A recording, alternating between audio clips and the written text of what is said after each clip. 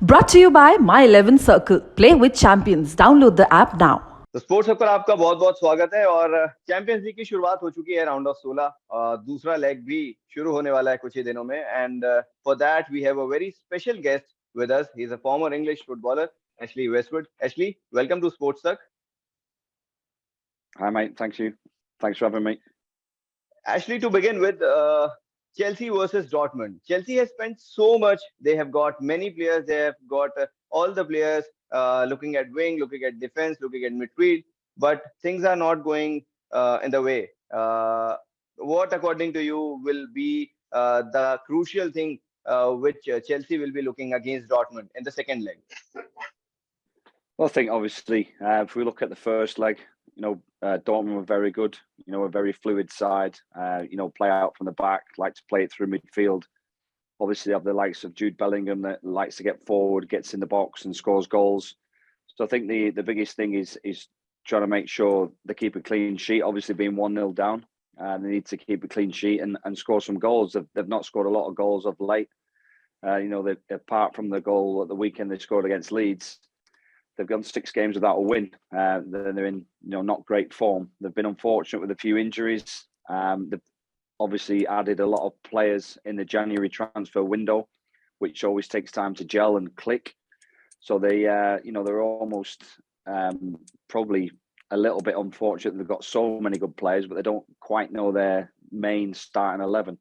So it'll be interesting to see what side he picks. It'll be interesting to see what system he picks because Borussia Dortmund are a good side. But the one thing which will be in their favor is that Chelsea are playing at Stamford Bridge, their home ground. The home support will be with them. But do you think Chelsea will beat Borussia Dortmund in the second leg?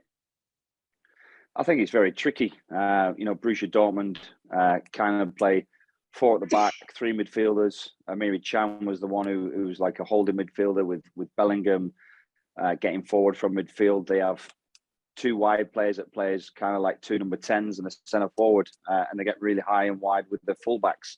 So first and foremost, you need to stop Dortmund. You do say, as you did say, they are at home, which sometimes can be good, but the way the Chelsea fans have been recently, there's a lot of pressure at home because they're not happy with the current performances. They're not happy with the current form, and they can be very hostile, the Chelsea fans. And if they are to concede an early goal, you expect your fans to get behind you, but at times at Stamford Bridge, it can be the opposite.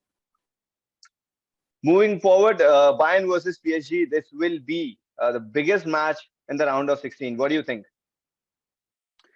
Well, it was an interesting game, this one. The first leg, it was Bayern Munich started very, very well. They dominated, for long periods. I think it was something like 65% possession in the first half. But when Mbappe came on with about half an hour to go, the game completely flipped on its head and changed. And to be honest, the last 25 minutes, Paris Saint-Germain should have scored 2, if not 3 goals. They did score the goal that was ruled offside by millimetres.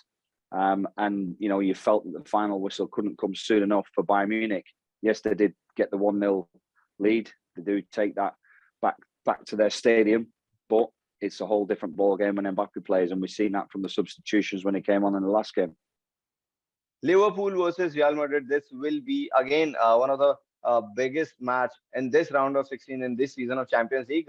Yesterday we saw Liverpool got a very decent result against Manchester United in Premier League. But do you think playing against Real Madrid, and that too at Santiago Bernabeu, this will be tough for Liverpool?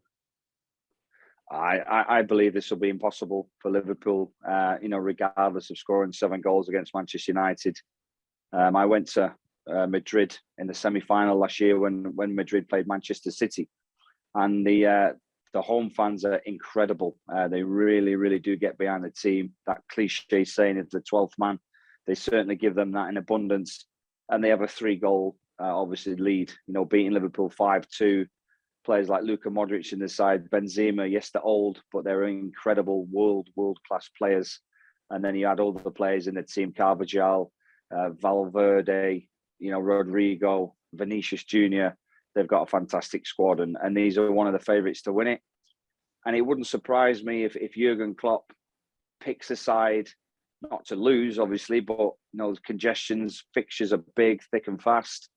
Realistically, are you going to turn over a 3-goal deficit against Real Madrid away from home? I can see Jurgen Klopp maybe resting a few players, which sounds crazy. Or certainly after 50, 60 minutes, if it's not going well, take players off and think about the next game. Because for me, this tie's gone. RB Leipzig versus Manchester United again. A good match. RB Leipzig then started with Christopher Nkunku in the first leg of the round of 16. But do you think playing it at Etihad, RB Leipzig will play him from the start, Christopher Nkunku? Yeah, possibly. Obviously, he's the man in form, isn't he, with his goals? Yes, he's obviously got injured in the World Cup that we knew just before the World Cup started. But he's certainly a major threat. They like to play in a counter-attack, Leipzig. They'll know that they're going to concede a lot of possession to Manchester City, like the first leg. And they need fast players to hit them on the counter-attack, which is your man Nkunku. They didn't do that well, Manchester City, in the first leg. Yes, they drew 1-1. They dominated possession, but they didn't create a lot at all. It's significant for me that Phil Foden's back in form and scoring goals. Possibly we'll see him start tomorrow. And I expect Manchester City to be a lot better than what they were in the first leg. Well, that's it from our side, Ashley. Thank you for joining with us, and thank you for giving us your valuable time in Sports Talk. Cheers. Thank you. Thanks for having us.